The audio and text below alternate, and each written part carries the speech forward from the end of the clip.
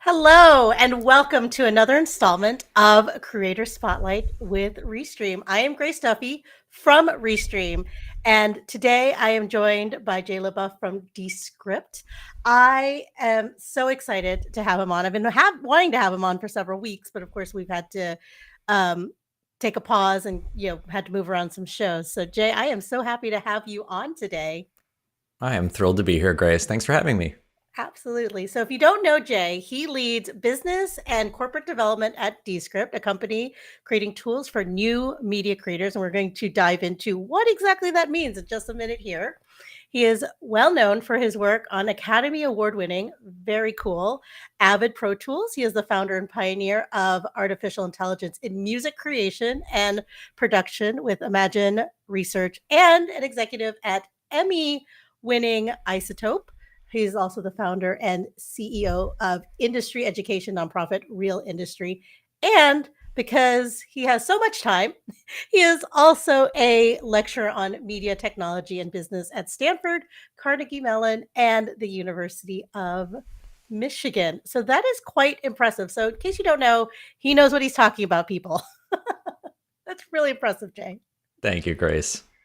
So I want to ask you, since you are a lecturer at all of these amazing universities, media technology and business was not a degree or an area that was available to me when I went to college many, many years ago. And as someone who is helping shape the future of technology and our industry, what are some of the big topics that I guess college students right now going to school now to work into the industry and field that we're in, what are they thinking about? What are the major issues that people are grappling with right now? Now, one of the things that also wasn't around, so I'm in a similar situation. When I was in school, I knew I wanted to be in the media entertainment industry. I was a musician, a drummer, a pianist. I was playing in a band all the time, but I was also studying engineering. And there was no way for me to square how those two things could exist at the same time. And a key way that that has changed over the past bazillion years since we were in school is that there are now programs and classes where students can actually study what it is you will actually do at the intersection of media and technology or media and business. So you can go to school having your passion for media, for video, for music, but study something like electrical engineering or computer science or graphic design or marketing and see how those two will come together. So, for example, the classes that you mentioned that I'm teaching at Stanford and Michigan and CMU, those are all called careers in media technology. And they allow you to understand what it is you would actually do if you worked at a company like Descript or Restream or Spotify or Adobe or Dolby.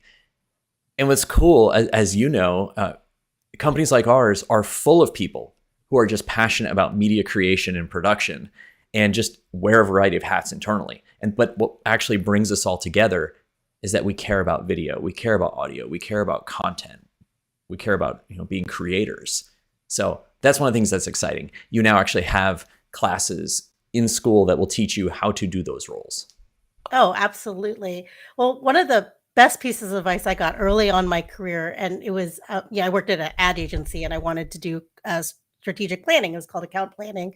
Mhm. And the guy that was heading it up at our agency, he was I think he was he specialized in the French horn. I think he played in the Toronto Orchestra at one point. And the best advice he gave me to like be good at my job in marketing, to be good at my job in understanding product, was to take an interest in the world and to have these other interests, like to take a music class, to be in a band, to take pottery, to go see art. That was the best way to inform the technology that I worked for a tech account at the time too. So that really resonates even to this day. But I invited Jay here to be my guest to talk about our two companies. We are both like using live video to for our product marketing strategy to launch new products, and more importantly, creating a genuine excitement and curiosity around your product and how these products create fuel creativity.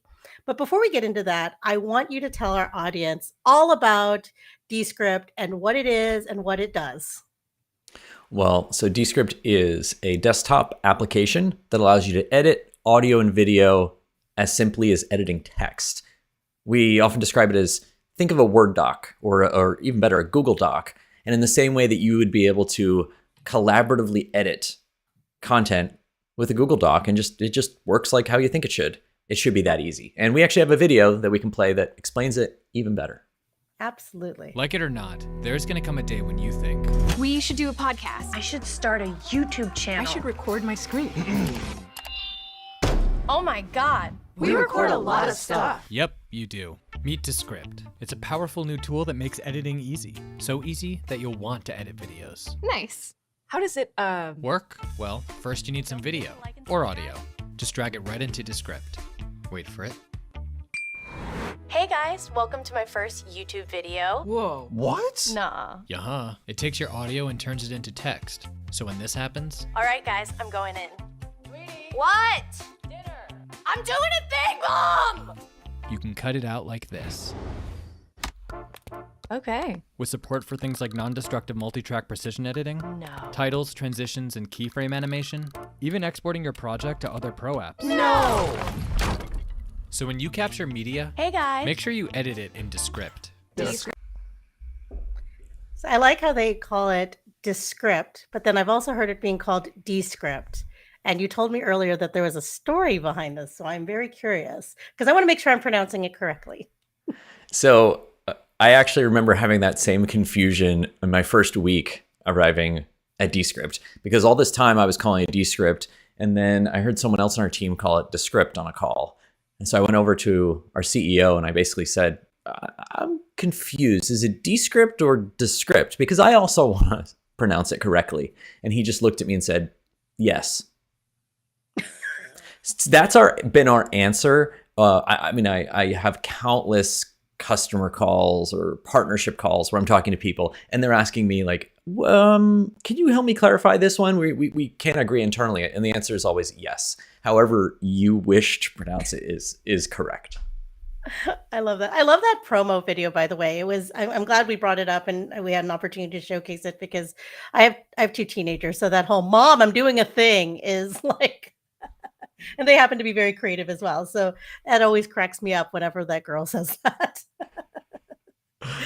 But we're here to talk about your live video. So earlier this year, your company launched a new video event called Descript Season 2 or Descript Season 2 launch. And it was, I think, broadcast a few weeks ago. And it has since garnered 3.4 thousand views and 94 likes. And it had an active, engaged audience at the time that it was live, but then people Video have been going features back is to it that continuously they over the last really I think, show couple off weeks, why going back and Descript forth is on so it. cool So, as both working we with have it here audio for playing on the podcasting, but also background being a as we video chat. editor. So You can how start often do with you host audio these or live video events and content webinars for and then Descript? easily create clips. So for, what we've for sharing, engaged whether on, it's or for what we've sharing on arrived social to media for our strategy or sharing is internally, to clips do from user major research, product whatever you want to do. releases every 3 months. So what I thought I would do is And this is not a super they long. used to be more ad hoc before that. Whenever we had something large to share, we would put together an event. And then we'd also have these periods where seemingly nothing would happen. Shared in the So chat the best way that we found to kind of keep our server. audience engaged Oh yeah, that's cool. is to do major events. So we had season 1 in January. We had season 2, like you said, just a few weeks, a little bit ago. And the goal with all these is to create these rallying points where not only our engineering, product, and design teams can ensure we get all features arrived and grouped in time, but our marketing team can create some consistent messaging so our users can wrap their heads around all the new stuff we're doing and why we're doing it. So the theme, for example, of season 2 was all about social video creation. So being able to very easily take content, apply fancy text animations and captions, and use all the native built-in transcription stuff that goes on with Okay, Descript so when to you make your content more when you go accessible, to repurposable. there's another thing you can do, and which is visually you can engaging. click this export button, Absolutely. Well, and I and noticed it will that let you there was, as I was looking at the publish content on your YouTube channel, there was a Descript lot of to a attention page being given to that podcasters, which is is the comment absolutely stream and perfect. everything Your is right separate, audience, and right? it opens in a And web then browser. not only and that, but you also had a lot of webinars on workflows, which I think is really important. And how has that helped create engagement or create I guess more interest in your product, having workflows on there and these webinars targeted to specific types of customers? So I've been iterating, if you look back to the very earliest stages of our YouTube channel, and especially for the live events, you'll see a very early Descript, and most of those videos will be me doing Descript 101 or how to use Descript for podcast production or social video creation, for things like that. And we realized just from customer discovery and figuring out what challenges our customers were having at that time, customers could watch the video that you just watched that introduced the product, but then they had a challenge actually making it as easy to look as possible. They were stumbling over some things that our product documentation maybe couldn't help. So our goal was, let's create not only some Descript 101 content, some introductory content. And we actually just had a Descript 101 last week that I can tell you about. But let's do a Descript 101, and then let's do things that are specifically focused on a user's workflow and what they're trying to accomplish. And it's something that I personally believe in pretty deeply, to just do a live stream without making a commitment to your audience and to make a commitment to your attendees of what they're going to get out of it. It's just a waste of everybody's time. So it helps us be more focused, creating something that's very crystal clear, and then internally creating what are the key takeaways, what are the commitments that we have to our audience to ensure they get something actionable, repurposable, and they get the answers they need as quickly as possible. Because then otherwise, why are we doing it live? We should have just done it as, right, we should have done it as a recording, edited it down, put it online. If they need it, YouTube will just deliver it to them. Yeah, absolutely. Well, and you do a little bit of both, I noticed, right? So there's the live, there's the webinars, there's the live Q&A, and then there's also the videos where if I had a question about how to use your product, which I have many times, I can just go to your YouTube channel or anywhere else, Facebook, and get the answer. So absolutely. I think both of those things, you do a really great job putting those things together. Now, my next question to you, it's kind of a big one. Sure. But it's the one I'm sure all product managers and marketers are wanting to know. But what does it take to create genuine excitement and curiosity around a product release? Because you and I live our products. Like, we are not, what was that commercial? Like, I'm not only the owner, I'm a customer too. I'm not the owner of Restream, obviously, but right. I'm not only like I'm a practitioner, right? I actually go live. I use the tool almost every day. I use it in my meetings. So we are genuinely excited about our products, but how do we get other people genuinely excited and curious about it? I mean, one thing and this is something that if you're a creator, this is probably obvious to you as a creator, but I think the same holds true for businesses as well. You need to be genuinely excited about it. Because if you're presenting what is Descript and you're just look bored to tears, or your material is just dry and very factual, but it's not actually presenting how exciting this is and how you're impacting a user's life, how you're either helping them save time in their day or helping them work faster or do something they couldn't do before. As I'm talking about this, I'm feeling excited. And so if that's not coming across in your personality, in your brand, in your materials, your user's never going to get that as well. So that is one thing that we definitely try to have in here. Another piece is, of course, the don't take yourself too seriously. So I think it also goes with just that sense of excitement, that sense of enthusiasm. If you are worried about making mistakes, if you are worried about making sure all of the production is precise and perfect in every frame switch, let it breathe a little bit. If you make a mistake, laugh a little bit along the way. Those are all things that I think can really help convey that sense of excitement and get people understanding what you're working on. And then that maybe the third piece that comes to mind gets back to something I was mentioning earlier, which is when you're doing these releases, when you're doing these announcements, you really have to articulate why people should care. Because, it's obvious to us that why we care, we're working on it, but we need to have empathy for our users, for our creators, for the businesses we're working with, and the genuine problems that we are solving for them, and just make it unambiguous that this is the problem we're solving for you. Here's why we created this, and here's why you should tune in or watch this video or download our product. Just so many things are just over complexified because we're excited and we describe something in a 3-minute long rambling sentence. It really just needs those crisp value props to get your message across. Absolutely. Okay, I'm going to throw an audible to you, but I think you can handle it. I know you Let's can do it. handle it, in fact. Absolutely. So I was listening to a podcast yesterday about pitching, like pitching a product, pitching a movie, pitching yourself, like in a job interview, or pitching a new idea at work, right? It's all about pitching. And one of the tweaks the interviewer was saying was, one of the suggestions he was making was that a lot of pitches, and when you're talking about a product, let's talk about a product here. Focus us on product, since that was the focus of our show. When you're pitching a new idea for a product, we tend to talk about, here's this really great thing, or here's this great thing that will this awesome tool, and here's the functionality, and this is why I'm excited about it. And a lot of times those don't land because people aren't thinking about it that way. We've already been thinking about this the issue, and so the idea is that you're starting with the solution, but the suggestion being made was that you should start with the problem. So you'd be like, man, are you having a hard time getting transcripts out for your podcast? Well, here's this tool, right? So when you're when you're making these videos, or you're doing a live show, and you're trying to get people engaging with you on the live show and then also with your product, do you start with the problem, or do you start with that excitement first? The easiest thing to do is to skip over the problem. Yeah. But so I already what you're suggesting is that is the golden feedback.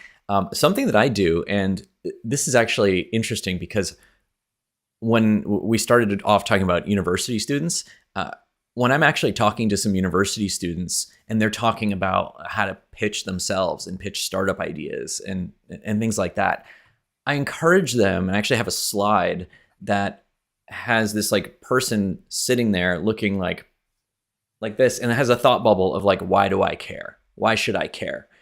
And if you are pitching to someone, you should imagine them within the first few seconds just immediately thinking, why should I care? How does this impact me? Why should I care? Why should I continue listening? Right. And so if you build up to it and you take a long time to get to your point, or you're using an analogy that's not relatable to them, or you're just making them guess what the problem is, that's going to totally not resonate as much as if you could just get to the heart of it and say, here's why it matters to you. Not even here's why it matters to other people. Here's why it matters to you listening in now. And then maybe you can see if they care about other people and their needs, and then go down to those markets too. But the fundamental problem is that person right there that you're talking to. No, that's a good perspective. We have a toss up. I have to tell you, and because I'm the video content manager here at Restream, and I work with a brilliant video producer, and so we work very closely together. And when we write our scripts, sometimes we start them off with like, "Here's this problem you're having," but then it also is just like, well, or should we start with the solution first? So I like that perspective of we should be talking to our customers and what they need in that moment. Yeah. But speaking of product, this is a question that our video producer actually wanted me to ask you, and he uses your product daily, multiple times daily, in fact. He wants to know, what is the most difficult yet rewarding product development that's rolled out to Descript since you've been there? Good question, Randy. I don't want to have to pick a favorite, but it's never our favorite. It's just the hardest one. So I'm not sure if people watching this are familiar with Overdub, but this is mind-blowing. So there's a technology within Descript called Overdub, and Overdub allows you to create your own synthetic voice with as little as 10 minutes of recordings of yourself speaking. And importantly, you can only create your own voice. So I can't create Grace's synthetic voice. Only Grace can create Grace's synthetic voice. So just to make that piece clear. Mm-hmm.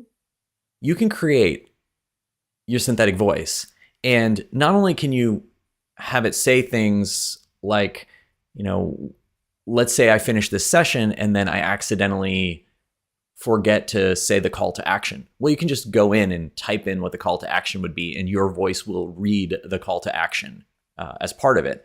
But the thing that I use all the time, that so many of our professional creators use all the time, is the ability to go back in and use your synthetic voice to fix mistakes. So we have a lot of people who are podcast hosts or voice talent. And if they make a mistake in the studio, that's it. Like, their choices are either one, go back into the studio, try to set up the same gear and sound the same in order to punch in and fix the sentence or the phrase that you said incorrectly. Or two, ask your producer to go in and try to find that word or phrase somewhere else, and then they're stitching it in, and it can take hours to get it to sound right. We've all been there.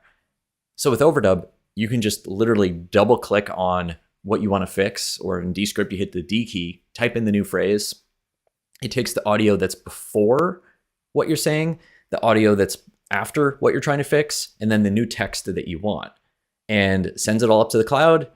Magic happens through AI, and it comes back with your synthetic voice saying that word or phrase correctly. It is, every time I use it, it's just mind-blowingly cool. And as we look into what video production looks like in the future and synthetic media and how that's all coming together, it's just so powerful to have your own personality and your own synthetic voice for use.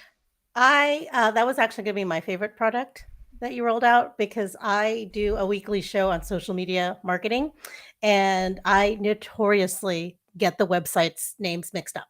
Like, I'll say Facebook when I'm talking about YouTube. I say Twitter instead of Instagram. And I don't do it often, but it's usually when I'm in the middle of saying something. So I have used that tool quite a bit, actually, in my own personal life, where I'll be like, or my co-host and I will talk over each other. We don't do it as much anymore, but we used to talk over each other all the time. So we'd have to surgically reconstruct what we were trying to say together. So I have used that quite a bit. And it is very eerie, but it is also very cool. That's it. All amazing technology starts out as eerie but cool. So that is not insulting at all. It's actually, it's accurate. The first time people used Photoshop to make something happen, it felt like, this is weird. Should I be doing this? And you realize that as long as the technology is used ethically and responsibly, then is it solving a pain point you have, or is it allowing you to do something you couldn't previously do before? And those are both some things that we can do. Pain point. Absolute pain point. So we have a question here from Michael Gilday, and I want to call this out. And if, by the way, if anyone else in the audience watching has a question for Jay about Descript or about live video, about their live video strategy product, please drop them in the comments. We are, I'm having a great time talking to you, but our audience wants to talk to you today. Oh, Facebook user just says, I just tried Descript today for accessing transcripts and editing video. Pretty intuitive and very fast. I think that was the goal, right? It is. Whew. Perfect. Okay, so Michael's question, but could you make amazing scratch VO track videos, voiceover track videos with Overdub as well, and then not have to wait on talent to record when you have a single script change? That's a good question. So I have my answer. Grace, what do you think? Yes or no? Yes, I think yes. Yes. So Michael, the answer is yes, and I'm going to give you an example. So we actually work with the team at Pushkin Industries, which is Malcolm Gladwell and others' production studio. And so Malcolm Gladwell has an overdub voice. Now, Malcolm's voice is only accessible by Malcolm or anybody who he chooses to share his overdub voice with. So it's a very limited number of editors on his team that are allowed to use it. And what do they use it for? They actually use it for creating table reads. So as they're assembling an episode of the Revisionist History podcast, which is a good, it's a narrative podcast and a good mixture of Malcolm talking and asking questions, but then stitched in with plenty of interviews. they have the tape. They're going out and recording interviews with guests, and the producers are trying to stitch together all this material and archive tape, but they actually don't know what Malcolm's going to sound like until he records it. So with Overdub, they actually can go in, start writing the script of what Malcolm's introductions are going to sound like and his lead-ins, and write all the connective tissue in Descript using his Overdub voice. It sounds really like him, but then they can use that to like listen to it, make adjustments, adjust the text, adjust the timing of everything, and then it's ready for the final touch, which is, no one's quite going to articulate it like the live recording of Malcolm, so then he can go in and replace his dialogue that way. I like that you pointed out that it is only set people have access to your overdub voice. So Malcolm Gladwell or his trusted people. So it can be used ethically. Right. So Melanie Elaine says, great product. All right. How do I get it to, this is a Facebook user. How do I get it to recognize the different speakers from my live stream? It recognizes mine and music, but not the co-host. Any tricks? And he added bonus. They have similar voices. Awesome. Make it as hard as you can for us. Yes. So when you bring content into Descript, one of the first things that will pop up is the do you want to start transcription? And then on the bottom of that screen will actually be a setting where you can tell us how many speakers there are in that recording. Now, of course, what I'm describing to you is what happens if you only have the mono or say the stereo file, which would be a mix down of everybody in there. So we'll go with that situation first. Let's say you have a stereo file that has you and one or two other people. You would just tell Descript, I have 2 people in this recording or 3 people in this recording. You hit confirm, and one of the things that's going to run in the background is this AI process called the speaker detective. And the goal of the speaker detective is to determine where different people are and what they sound like. And so we then play you short snippets of what each person sounds like. And so I think it should work pretty well. Even if the other person kind of sounds like you, it'll play you a snippet of speaker 1 and a snippet of speaker 2 and ask you to label them. Now, once you label them, that is how you get a transcript that has a breakdown of here's where Jay is speaking, here's where Grace is speaking, here's where Randy is speaking in your transcript. And surely there will be some mistakes, and you can just drag and drop the speaker labels to fix those, and it'll make it all better. The other thing that would be worth mentioning is if you are recording on something where you actually were able to keep the individual streams from your guests. That's pretty cool because Jay would have a stream, Randy would have a stream, Grace would have a stream. You can take all those MP4 files, or if it's audio, grab all those WAV files or MP3s, drag them all into Descript at the exact same time, like drag them into a new composition, and Descript will pop up a dialogue and basically say, cool, 3 files, must be 3 speakers. Tell us the names of those people.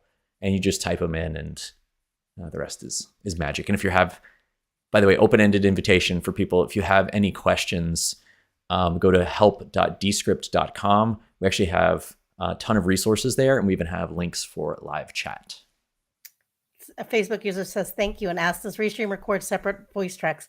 Yes, we do. We absolutely do. So when you get a recording, depending on the plan you are, and you can look at our different plans, but you do get a set number of hours of recording, and then you can get the full video and audio, just the audio, and then also split track audio. So it makes it easier to take your live show and distribute it as a podcast or edit. I've been in a lot of situations where my co-host or my guest has been in a noisy place, dogs, children, roofers. There was someone jackhammering outside of a hotel window once when I was doing a show. So you can fix all that and then take it on to Descript and then edit it even more. So it is a perfect melding of togetherness. Okay, so my next question for you, and you've already kind of answered a little bit about this, but you did mention about the early days of going live and being on YouTube and doing these videos. And as someone who has started in live video, I try not to look at people's earlier stuff and make a judgment about their new stuff because I do not want people doing that to me as well. But over the years, what has your company learned about captivating an audience since it's begun its live video strategy as part of its product marketing strategy. I noticed that in this Descript season 2, it's an hour and 60 minutes, which is not unusual for a live stream, but to keep people engaged. And like I said, the chat for it was like on fire. And now, days later, months later, people are still going back and commenting and engaging with it. So, what have you learned about keeping an audience like that captivated? So, a number of things, and I should say these takeaways probably apply to us. It's going to be different for every business, for every creator. But for us, some of these things that were pretty hard fought lessons. One is we try to do a mix. We'll do a live demo only if we have to, or if it's the only way or the preferred way to do it. Because originally when we started doing live streams, everything was live. And my goal was like, I'm on stage, I'm doing a live demo, I can be interactive that way. But there's just a lot of things that are outside of your control. The other thing being, we are a cloud connected app. So here I am using Restream, using a whole bunch of tools that are all trying to sync to the cloud, and yet I'm demoing a cloud connected app. So you can imagine things have the potential of going haywire or appearing slower than they actually are. So you don't want to have to worry about things going wrong or worry about like dragging from the wrong folder by accident because you're nervous. So to the extent that you can actually pre-record some demos that illustrate what you're doing, we try to do a good mixture of that. So, a live demo for something that really has to be live, but anything else that you can do as an audioless demo where you can pop it up on, the left side of the screen and then do the voiceover of it in real time. That's a great way to bring people along for the ride. And then the other technique is to just have the fully canned audio and video, make it full screen, just like we did earlier with our commercial. Do that. That's going to be very immersive, and you know that you've commanded the entire screen. You've grabbed the audience's attention, and you want them to focus on that. So those are two things on demos that we've definitely learned. Absolutely.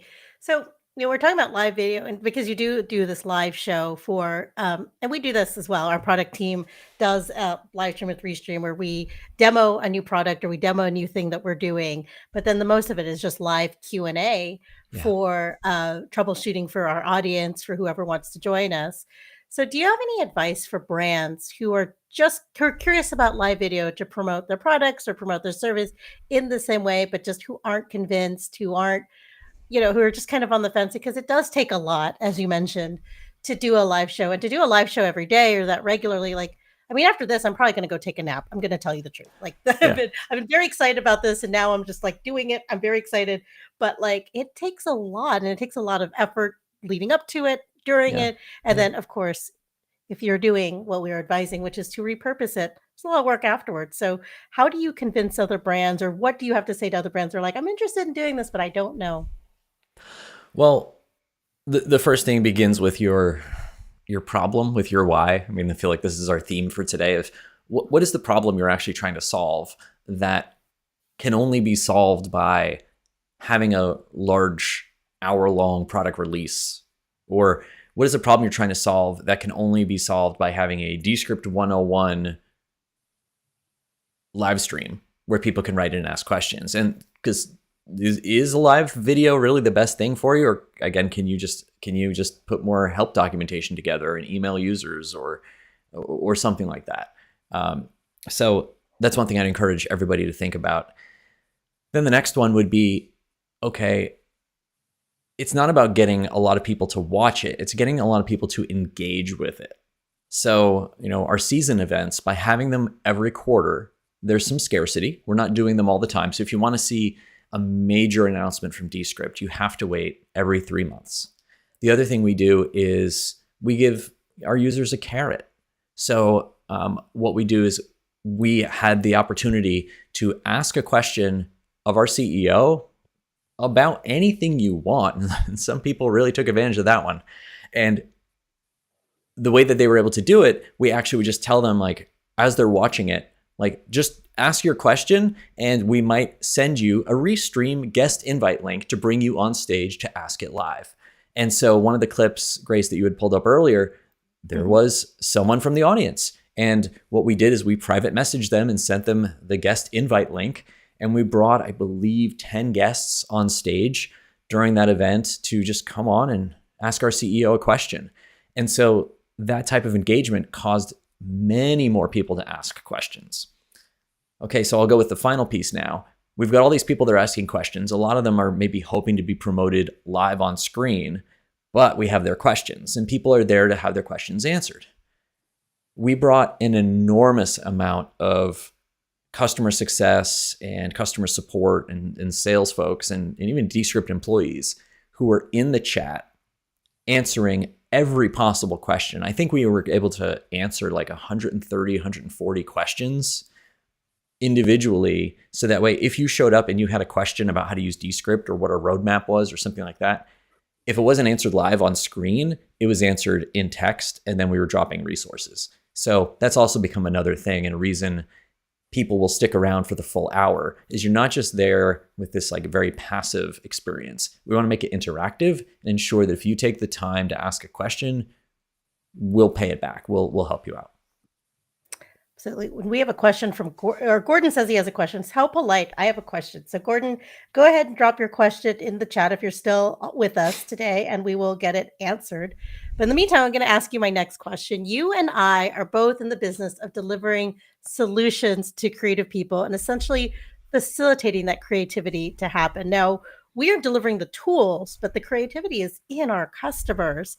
In fact, our customers, as we've talked a lot about today, is that they tend to overlap. So you could use Restream to create the video and then Descript, of course, to repurpose it with your all-in-one video and audio editing tools that are not only intuitive, but easy and fun to learn, I must say, as a customer as well.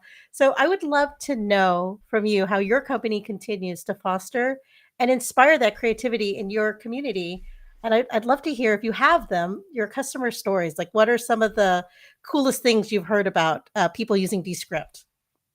So I think one of the things that we can always do is share our creator stories and our success stories, not only with us helping promote their message, but also allowing our users to do it amongst themselves. So for users who are able to share it amongst themselves, we have a Discord community. And we set this up so users can not only talk to each other about problems they're having, but we have a sub-channel on Discord. It's just called Made with Descript. And people can talk about how proud they are that they made something. It could be their latest podcast. It could be their latest product release video. It could be repurposing their live stream. And we all know that feeling, right? When you finish a hard project and you're really proud of it and you maybe watch it 3, 4, 5 times just because like, wow, this is great. I did something cool here. Well, we wanted to provide a forum for people to brag and to say, look what I created, and feel free to ask me questions about how I created this. And that's a really inspiring way for people to learn from each other and for us to learn what our users are doing. So that's been really inspiring. The other responsibility is for us to take the platform that we have. So, email, social media, and highlight creators and stories that we think might be inspiring to others and that others should know about. So it could be anything from how an episode of Revisionist History came together and how Pushkin's using Malcolm's voice for table reads. It could be how an episode of Radiolab was put together. It could be how a recently viral TikTok video came together and the role that Descript played from that creator. That's really cool. Oh, I think we got stuck. Oh, there we are. Okay. Was it true? Sometimes we get stuck when we're both like fighting over the controls here. So using our Teams feature. So that I love that idea because it talks about creating community. It talks about lifting people up, and it's talking about those really cool opportunities in which the tool was a major player. And I don't know, like over Restream, I don't always see, I can see the layouts and everything and tell that it's Restream or not, but a lot of times, like, I'm so captivated by what the people are doing, I forget to see what the tools are underneath, right? I get this. So it is cool to learn about those things. I'm always amazed when I find out we have like certain customers that we have, it's like, really? They use Restream for that? That's so cool. I bet you have know. the same feeling.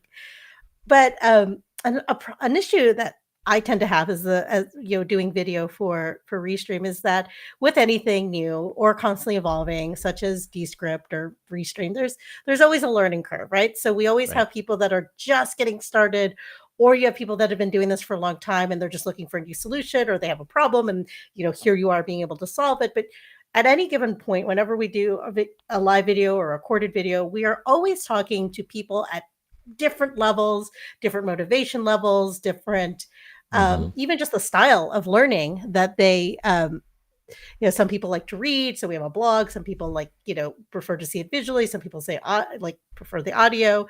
So many different ways. So how does your company connect with audiences at different skill levels, different, I guess, learning styles when it comes to reaching people across all of the same channels that we're all on? Okay, so I love this. I love this question, Grace, because we've talked to people about these season events. So these are our banner once every quarter.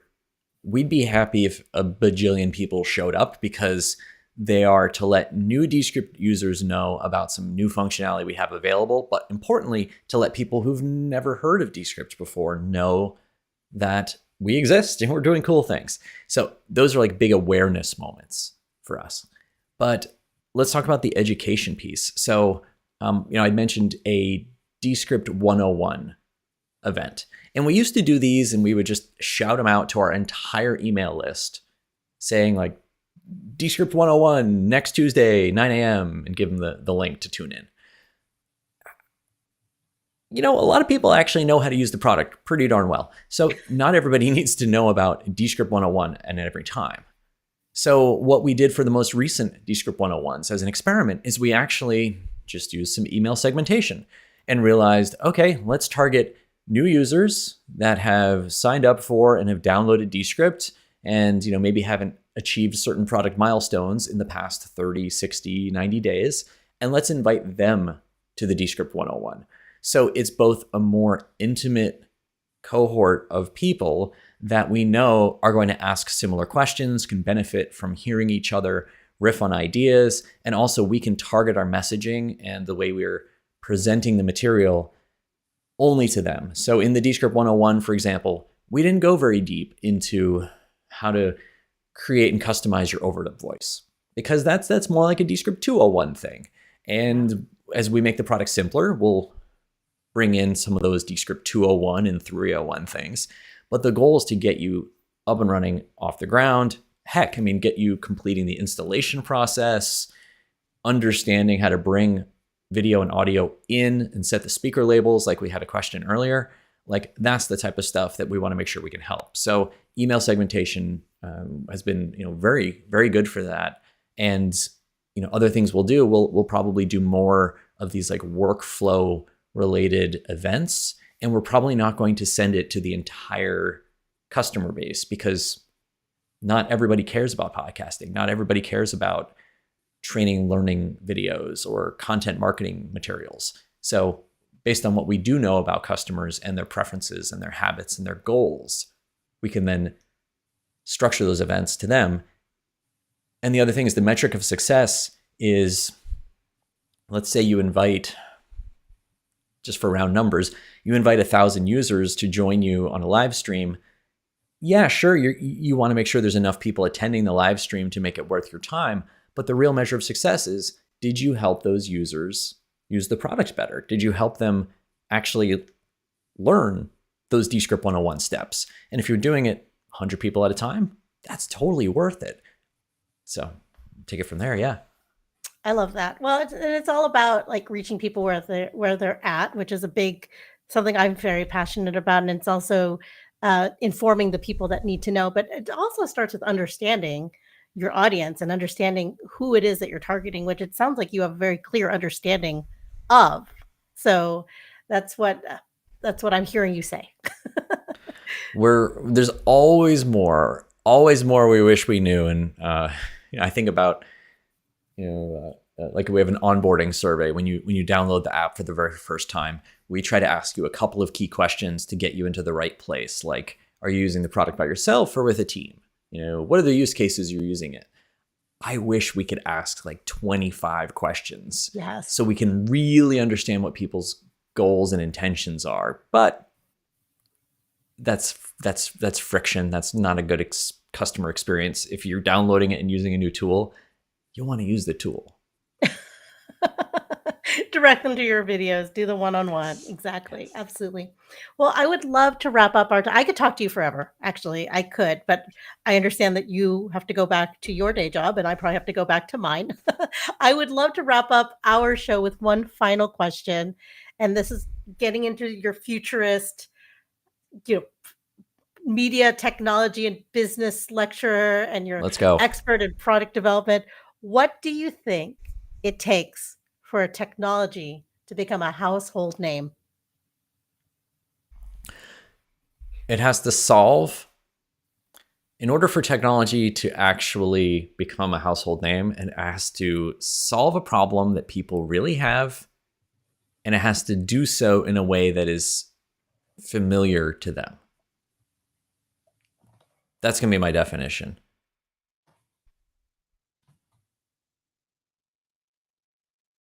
I'll let everybody soak on that. I'll let everyone soak on that. I just think about Grace. I was previously on the Avid Pro Tools team.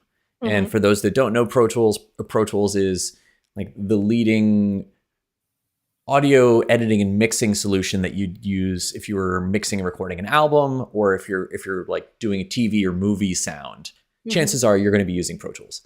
And 30 years ago, the big Pro Tools innovation and why it became the industry standard in that area is because it allowed you to edit material digitally. And prior to that, all you could do is literally edit analog tape. It was kind of crazy, like use a razor blade and tape. And if you wanted to take the chorus from this song and put it into this song, you had to literally use tape and slice it out. And with Pro Tools, you could digitize that and using a graphical representation of a razor blade go on a digital representation, basically on a waveform, which is basically a digital representation of analog tape. So the metaphor was exactly the same, making cuts to things and copying and pasting them together. And that allowed people to kind of apply the way they knew the world worked into this new paradigm, but do so 10, 100 times faster than ever before. So why I think a lot of platforms, often fail is they try to come up with a completely new user experience that is unrelated to anything else. And to tie it back to Descript, why I think that Facebook user mentioned it's very intuitive and powerful is if you can use a Google Doc, you can use Descript. Yes. So our goal is to not have you learn, spend weekends watching YouTube videos on how to use a complicated audio editing or nonlinear video editing solution, but rather just pretend like it's a Google Doc. Just you see a word, hit delete, you're good. Absolutely. Well, and I was just thinking about how, I've been live streaming for a while, right? Except, it was before Restream. So you had to do all these other connections, or you had to go live to multiple devices at the same time. And you made it work, right? And then Restream comes along and now you can go to all of them at the same time. But it wasn't until really within the last, 2020 where people started live video or getting on camera and talking to people and even working remotely became such a common thing, even though a lot of us, I was working remotely for a very long time using the same tools we have now, except now, they've become household names like Zoom, right? I never thought my mom would get on Zoom, but she's always like, you need to Zoom with me now. So, it's like, what about if we Restream? So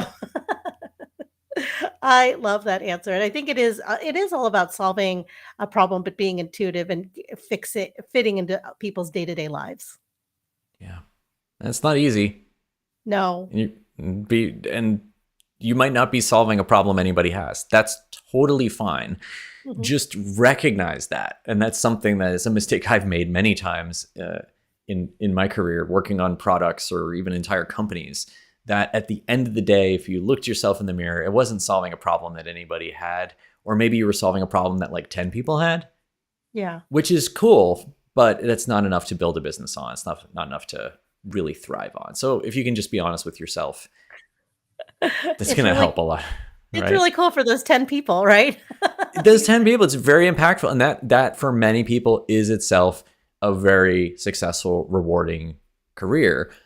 But if your anticipation is, I'm going to go out and get venture capital funding for this. Like, no, that is not their the venture capital's expectation is that you're going to be a $1 billion company. So unless you have some creative way of becoming a $1 billion company off of 10 people, you probably need to either choose another idea or find another way of funding it.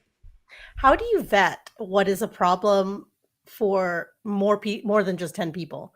Because I spend a lot of time talking to live streamers, right? And so we have this lingo, you get into this world and you might be solving a problem for those 10 amazing people, but how do you vet an idea to say like, is this really going to scale? Is this really going to, especially when you're talking about futuristic things. So it's hard to talk to, I always, I love How I Built This, right? Where that show How I Built This, where you talk about it like companies that have already existed, right? And so we the idea of Chipotle is not a weird idea to us, but at the time it was weird. And so it's hard to like ask people about future things. So where do you vet ideas like that? So a technique, a methodology I'd encourage anybody watching this to check out. Just Google Steve Blank and customer discovery. And so the way that I've always used this, and there's tons of reading, tons of videos, free resources out there. But basically, the concept is to get outside the building, where the building would be wherever you work. So if I'm doing a startup, this is my building. I need to assume that no one in my building, nobody at my company is really the person we're trying to help. We might think we are, but we're just too emotionally invested in this. We need to get outside the building and talk to more people and find out what are their problems and do we actually solve those problems. So if I was trying to figure out, hey, is there more than 10 people that actually care about this? Step one, I try to find 10 people that I think are my customers.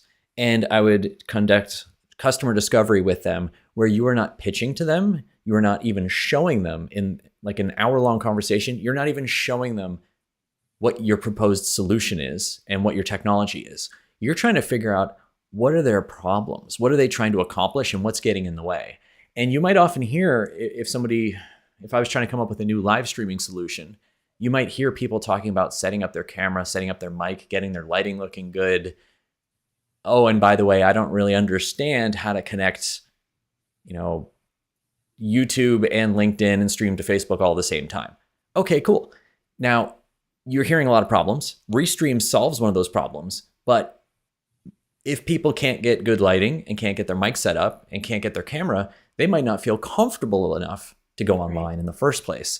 So that might be something that you as a company say, interesting, do we feel like people can overcome their lighting and camera and technical issues in order to come online, in order for our product to solve it? And that's been another thing that can go on. You can find people that you solve their problem, but it's the 11th problem on the list. And until they solve the first 10, your problem doesn't come up yet. So you're probably too early. No, that's true. And that is a big part of How I Built This, is that you always hear about someone coming in too early with an idea. Of course, they always talk about the successes, right? But I'm always very curious about like, oh, they were too early on this, or like I said, it always gets me when it's like a company like Chipotle is the one that I came to think about. It was because I remember that was like, this has never been done before, like this way of delivering food. And now, of course, it's just so intuitive and no one needs to be like taught on why this is a good idea or why this works. Jay, I feel like I've gotten an hour of consulting with you. You are absolutely brilliant. And I want to know where our audience can find out more about you and, of course, about Descript. Well, first of all, thanks for having me on, Grace. And I really enjoyed our conversation, and I so respect what Restream is doing for creators. You are actually making all of our material have such incredible production value so easily, and then we can spend more time structuring it and making it impactful. So thank you and everybody on the team for doing that. And thank you, Randy, for adjusting everything on the back end. It looks great. For me personally, I am most active on LinkedIn, and I think I'm actually streaming this on my LinkedIn channel right now. So feel free to just search my name on LinkedIn and you can follow me there, and I'll try to post interesting things every now and then. And for Descript, we would love to have you come by and check us out. It's Descript.com or Descript.com.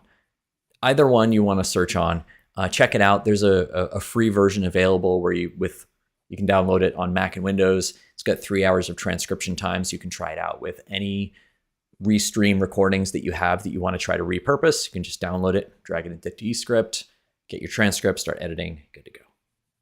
Absolutely. Well, thank you so much for joining us today, Jay. And thank you so much to Randy for producing our show behind the scenes using our Teams feature. So I hope everyone has a wonderful day. Thank you for tuning in and joining us today. And happy streaming, everyone. Happy streaming.